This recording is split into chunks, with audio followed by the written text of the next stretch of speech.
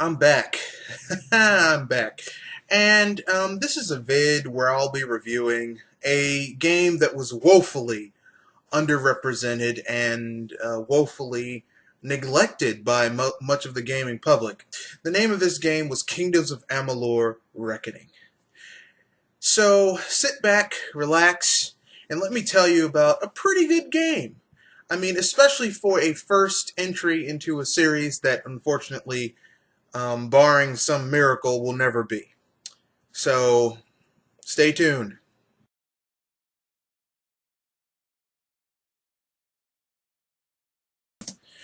Okay then, so let's get down to it. As usual, we're going to divide this up into four categories: gameplay, um, music, um, story, and um, overall package. Okay, overall conclusion, albedo, whatever, body. So let's get started. First, the gameplay. This game is it's pretty fun. The real highlight of the game, aside from the basic tropes that you have in any RPG game, open world RPG, and it is a relatively open RPG, not Skyrim or Oblivion open, but relatively open. Um, So you have leveling up, skills, and literally as you get better, you can literally, as you pump more energy, more skill points into your skills in the game, you can literally feel yourself get better. As you unlock new skills, you can see the immediate payback. So leveling up really feels very rewarding in this game. Now, the real high point in this game, however, is the combat. The combat is wonderful. It is some of the tightest, visceral combat you will have in a open world RPG game. I mean, it's good. It's very good. I'm talking when you hit an enemy with a great hammer, it really, if you feel it, okay, the enemies stagger, they fall back, you know. Now, that's just in combat. Outside of combat, as I said, your skills really have use. So let's say you pump enough skills into Detect Hidden, which is a useful skill. It lets you detect traps, detect enemies on the map, and later on it lets you, as you pump more skill points into it, you can detect which direction the enemies are facing. You can detect traps and disarm them. And then later on in the game, you can not only disarm them, you can take components from them that you can use to make other things with. So ultimately, this game is very, very, very good in really rewarding the player for leveling up and putting, like, you want to get better. You want to improve your character. Unlike some games where it just feels very not fun leveling up. So, the real gameplay mechanic that makes this different from many other RPGs, single player RPGs, is that you have an ability in the game called fate shifting, which basically means that you can literally destroy the essence of what another enemy is.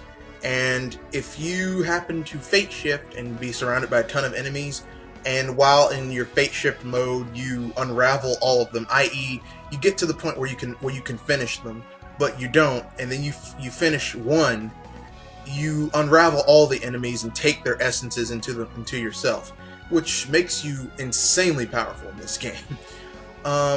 Which brings me to the music. The music in this game is very generic. It's not as...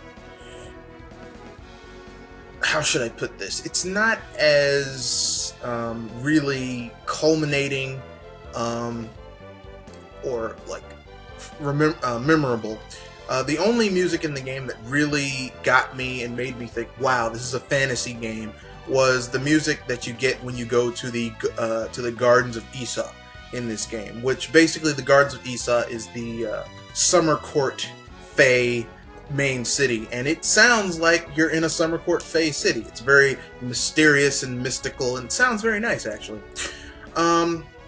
So that leads me to my to one of my few gripes in the game. The music is very bare bones. It's recycled for some of the areas, like a group of areas that are in the same general region share the same music, and then when you go to a new region, like when you're in the plains, it sounds the same. When you're in the grasslands, it sounds the same. When you're in the forest, it sounds different. When you're in the desert, it changes. But generally speaking, it's very monotone and the same shit. Now, story. The story in this game is actually a very compelling one. Spoiler alert. Spoiler alert. There is a story. The story is basically that the world of Amalur is built on balance and fate. Okay. Fate, as in regards to everyone has a preordained destiny, and they can't change it. So they have these people in Amalur called Fate Weavers. These people look at your fate, and everyone has a particular fate. Like if you're fated to be killed by a troll, there's nothing you can do to avoid it. So basically, everything you do to try and avoid that, it's going to happen. There's nothing you can do to change it. If you're destined to be a hero, you're going to be a hero. If you're destined to be an evil villain, you're going to be an evil villain. And there's no way to change it. Then you have the Fae. The Fae are what we would typically call the elves, kind of, but they aren't. They're magical beings who basically embody the balance between growth and decay. So you have the Summer Fae, which represent growth and birth. And then you have the Winter Fae, which represent decay. Now, the Winter Fae are not necessarily evil. They just, you can't have a forest where nothing dies because you need things to decay so that the trees have something to transform into nutrients and grow. So, you need both sides of the equation. The thing is like, the Fae are constantly doing the same things over and over and over again because it's their role.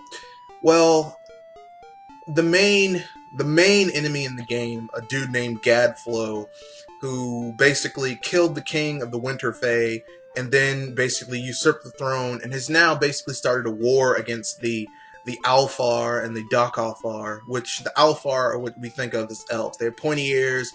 There's the light elves, the Los Alfar, and then the Dark Alfar, which are the dark elves. But basically, they're fighting this huge war.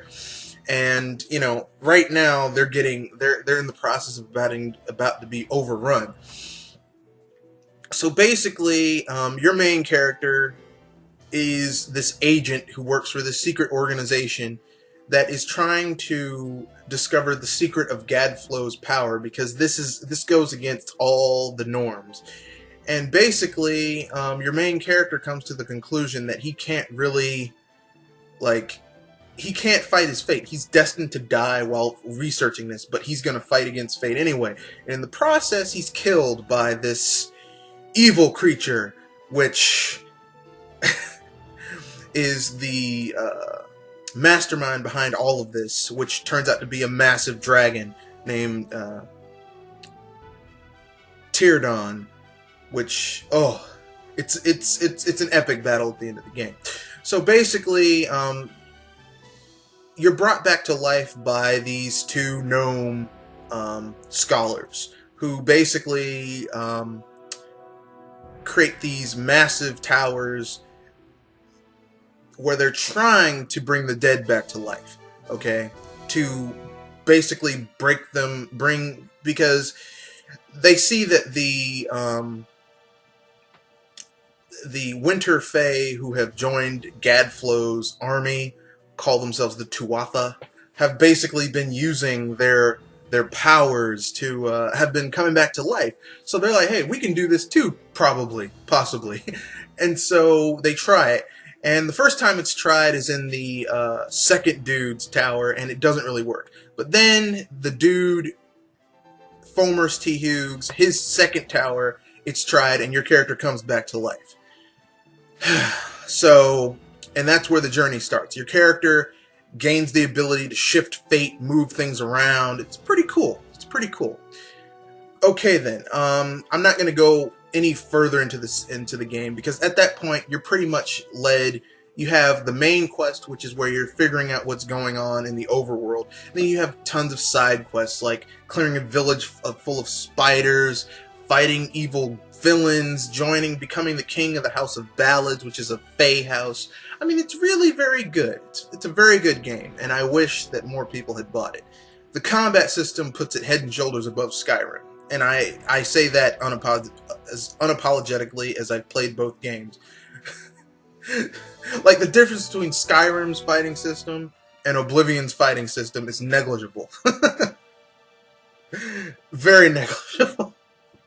If you take out the shouts, there's no difference. But anyway, now on to the overview. The overview of this game. It is a good game. Especially, I mean, is it perfect? No. But for a first entrant, for a lot of these people, as their first main game that they made, it's actually it's a solid game. You can get it now for $19.99 on the PSN or Xbox One or Steam, so I'd advise you to go get it. The flaws of the game are that your main character is very emotionless and stoic. Like, the side characters in the game have more character than your main character, which isn't really that big of a gripe, because if you played Skyrim or Fallout, which are the only games I can really compare it to because they're all in the same genre,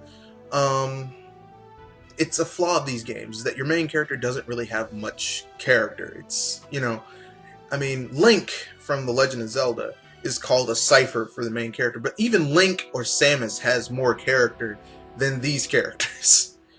The most emotion your character shows in the game is in the very beginning, when you wake up in a pile of corpses, having come back to life. So, you know, what are you gonna do?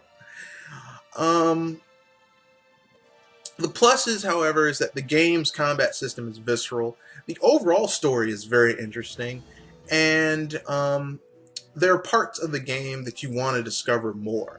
Like, there's a part in the game where, for one of the factional side quests in the game, where you basically discover you have to reforge this hammer that is very useful against the game's equivalent of demons, called Niskaru in the game. And basically, you discover that the door to the forge is basically been protected by, it can only be moved by people who can shift fate. And the implication is that, you know, they say that the door remained open until the last dude who made the hammer died, which means that there have been people in the past who could fate shift and who could basically determine their own fates. So it leaves the implication that there's more of this. There's been more than one, and they've all done fantastic things. And so, I mean, there's a whole bunch of avenues this game could open up. There's more stuff that could be going on. And I wish that the game had been... I wish the game had told more so that we would see a sequel. And that's a damn shame. But, c'est la vie. Life. Now it belongs to the state of Rhode Island, and they can't offload it. Sadly, they can't offload it. So... what the hey? Okay then, so that's the end of this vid. If you get a chance, play this game. It's $19.99, as I said, on Xbox One, PSN, Steam. I got my copy used from Amazon because I like physical media. I got my copy used from Amazon for like $15. So if you get a chance, buy it. And that's it. Have a good day.